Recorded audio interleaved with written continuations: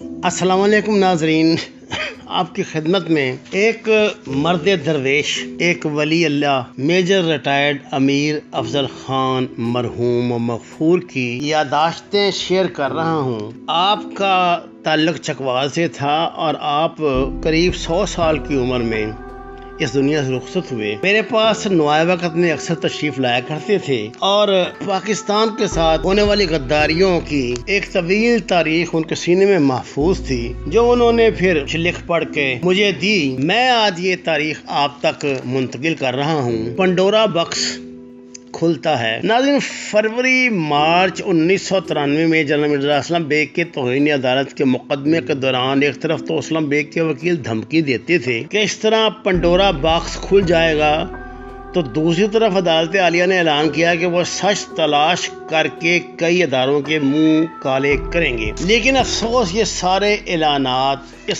سازش کا شکار ہو گئے جس میں ہماری قوم کو جکڑ دیا گیا ہے۔ پاکستان کے ساتھ ہونے والے حادثات و واقعات اتنے سبق آموز ہیں اور ساتھ ساتھ اللہ تعالیٰ کی تنبیہ بھی، لیکن پھر بھی ہماری سوچوں کے دھاروں کا رخ اللہ کی طرف نہیں ہوا۔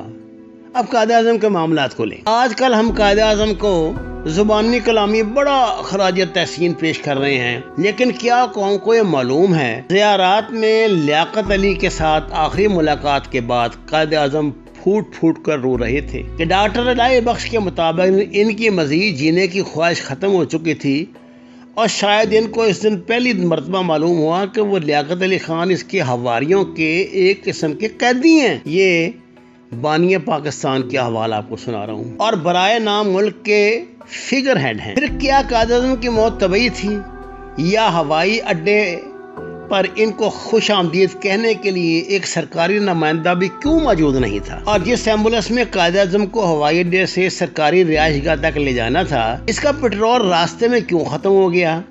اور کیا قائد اعظم نے تڑپ تڑپ کر اسی ایمبولینس میں لیٹے لیٹے جان تو نہیں دی تھی؟ کیا جو ڈاکٹر قائد اعظم کا علاج کر رہے تھے وہ ان کے چنیدہ تھے، یا کسی چھپے ہاتھ نے ان کو اس پر لگایا تھا؟ سر ظفر اللہ مرزائی کی کارکردگی سے تو قائد اعظم کو سندھ کے عظیم لیڈر ہاشم گزدار نے آگاہ کر دیا تھا، اور قائد اعظم نے اس کا ذکر راجہ محمود آباد سے کیا اور اس کی وزارت خارجہ سے ہٹانے کا سوچ رہے تھے، لیکن شاید لیاقت علی خان اور ظفر اللہ کے غیر فطری یارانہ اور ان دونوں کے بھارت کے ساتھ تعلقات کے بارے میں وہ ابھی اندھیرے میں تھے۔ یہ راز تب کھلا جب قائد کی وفات کے دوسرے دن بھارت نے حیدرآباد پہ حملہ کر دیا، اور چوتھے دن لیاقت علی خان کے حکم پر پنجاب کے گورنر مودی اور وزیر مال دولتانہ نے ربوہ میں جھوٹے نبی کا مرکز بنوا دیا۔ زندگی میں قائد اعظم کے ساتھ ایسا برتاؤ اور وفات پر قائد اعظم کو حضور پاک صلی اللہ علیہ وسلم کی نبوت میں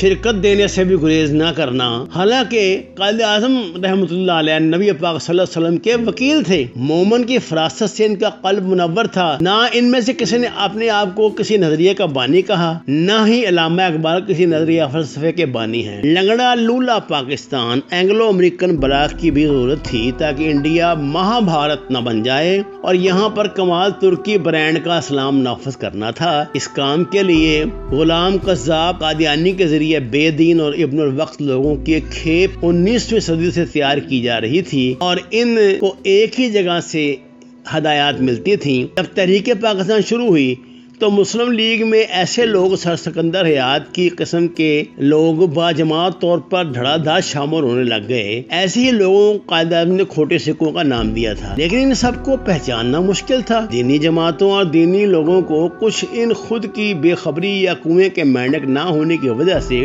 کچھ سازشوں سے تحریک پاکستان سے دور رکھنا تھا۔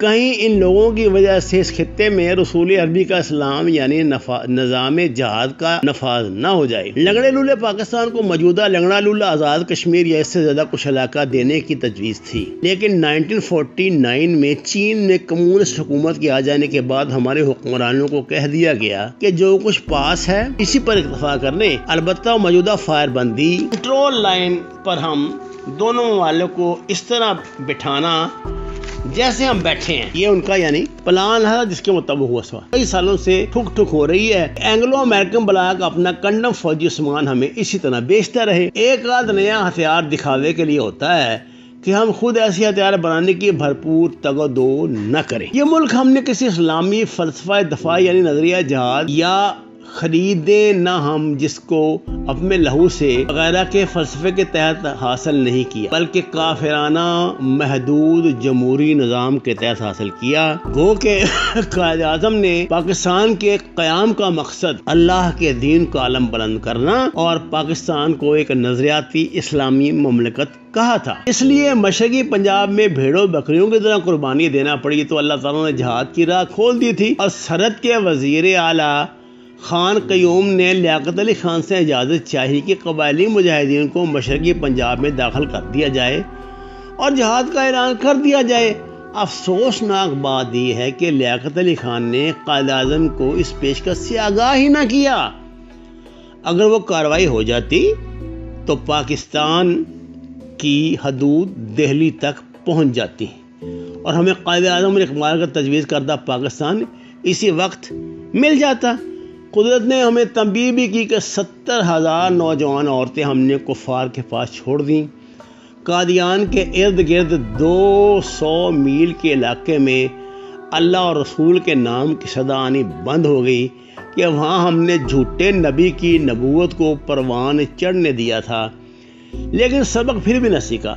300 ٹرکوں کے کنوائے میں اپنی فوج کی حفاظت میں جھوٹے نبی کے مرکز کو پہلے قادیان سے لاہور لے آئے اور 1948 میں ربوہ میں پکے طور پہ قائم کر دیا۔ کسی قادیانی کا مشرقی پنجاب میں بال بھی کا نہیں ہوا، اور ان سب کو ہم نے مغربی پنجاب کے زرخیز علاقوں میں آباد بھی کر دیا۔ ہمارے سب سرکاری اداروں کے کرتا دھرتا یہ لوگ بن گئے۔ اب ربوہ کے گرد کیا ہوتا ہے؟ فاتبروا یا اولی الابصار۔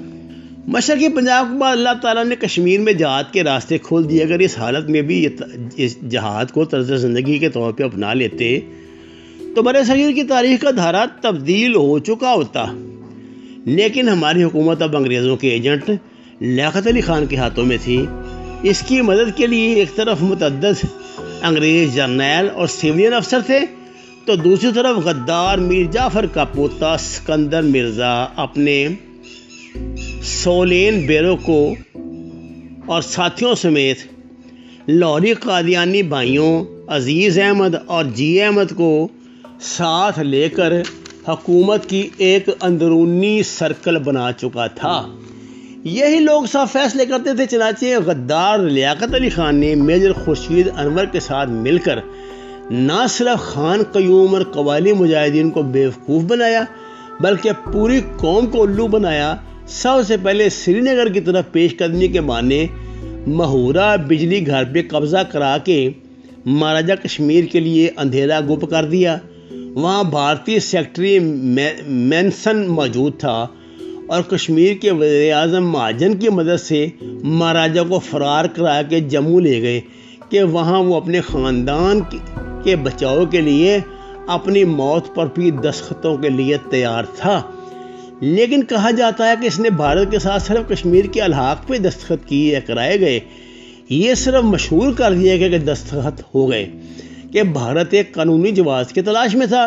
ساتھ ہی بھارتی تاریخ میں ایسی ضرورت کا اظہار جو نہرو کر چکا تھا کہ اکتوبر یعنی سردیوں سے پہلے بھارتی افواج کشمیر میں پہنچ جائیں، تو لیاقت علی خان نے نہرو کی ضرورت کے لیے یہ ڈرامہ رچایا۔ ادھر ہمارے حکمران بھارت اور برطانیہ کو تسلی دے چکے تھے کہ جموں کے لیے وہ کوئی خطرہ پیدا نہیں کریں گے، تو لیاقت علی خان کے حکم کے تحت پنجاب کا گورنر موڈی سیالکوٹ کے ضلع میں غلام قذاب قادیانی کے پوتے ایم احمد کو ڈی سی مقرر کر کے جموں کی حفاظت کے احکام دے چکے تھے کہ یہ کام 16ویں پنجاب سینٹر کے کمانڈر کرنل ہوبرٹ کے ساتھ مل کر کرے، جس کو جنرل مسوری کی طرف سے بھی ایسے احکام مل چکے تھے۔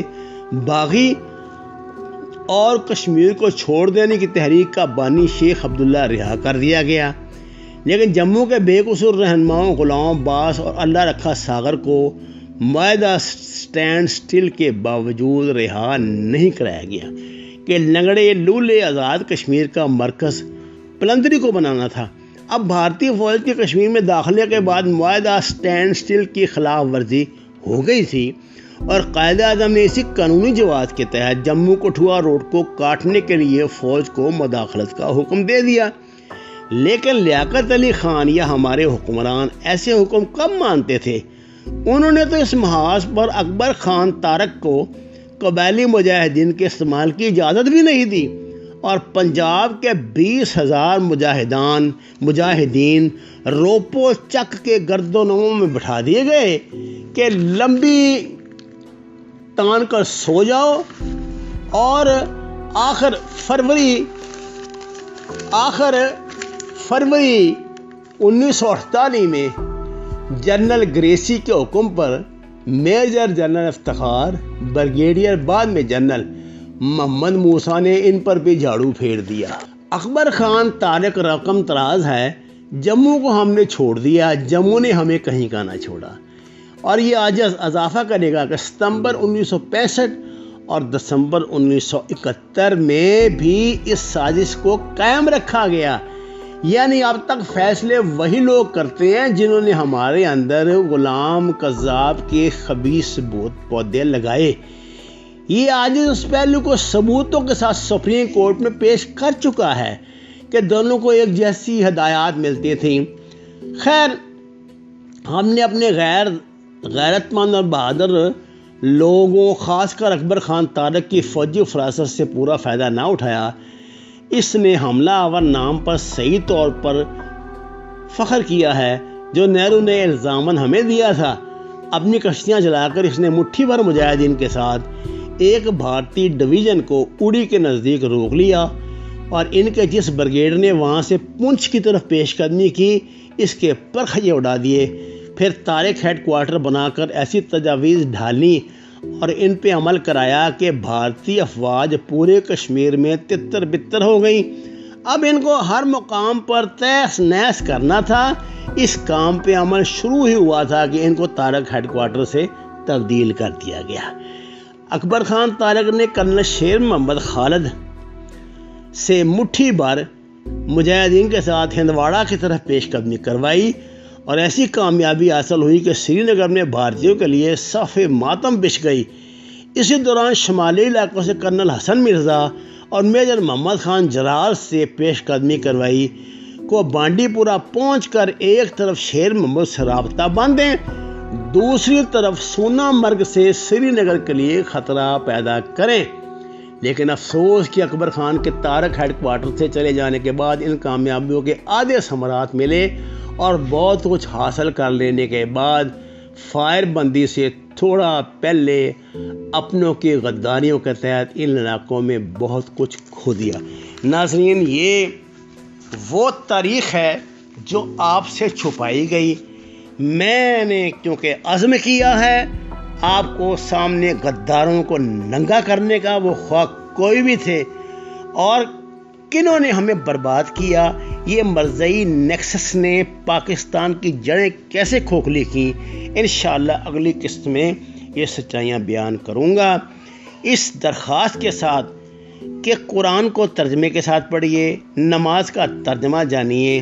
آپ سے اجازت، اگر آپ نے ابھی تک ہمارے چینل کو سبسکرائب نہیں کیا تو پلیز اسے سبسکرائب کریں، اور خصوصاً یہ جو تاریخی حقائق ہیں آنے والی نسلوں تک پہنچانے کے لیے اس کی زیادہ سے زیادہ تشہیر کریں۔ وما علینا الا البلاغ المبین۔